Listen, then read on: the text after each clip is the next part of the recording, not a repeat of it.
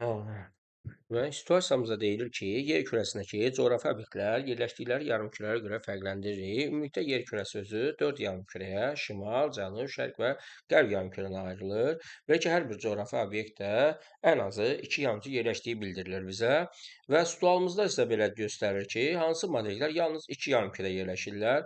Bir materikin 2 yarımkürədə yerləşməsi o deməkdir ki, o materik nə ekvator xətti kəsir, nə də ki, Qrinviç və ya yüksəsəl meridian kəsmir ki, və bunları da kəsmədiyinə görə həmin materik 2 yarımkürədə yerləşmiş olacaq. Belə ki, bu materiklərdən biri Şimali Amerikadır ki, hansı ki, Şimali Amerika ekvatordan şimalda və Qrinviçdən isə qərbdə yerləşir. Demək ki, burada bir bəndimizdə biz Şimali Amerikanı nəzərdə tutacağıq. Və ikinci digər materik isə bu Avstraliyadır ki, hansı ki, Avstraliyada ekvatora nəzərən cənubda, Qrinviçə nəzərən isə şərqdə yerləşir və bizim digər bəndlərimizdə isə bu demək Avstraliya olacaqdır. Digər materiklər isə məsələn Afrika 4 yarımkürədə, Antarktida, Avrasiya və Cənubi Amerika isə 3 yarımkürədə yerləşən materiklərdir. Bizdən istənilən 2 yarımkürə olduğuna biz bura doğru bənd kimi Şimali Amerika və Avstraliyanı qeyd etməliyik.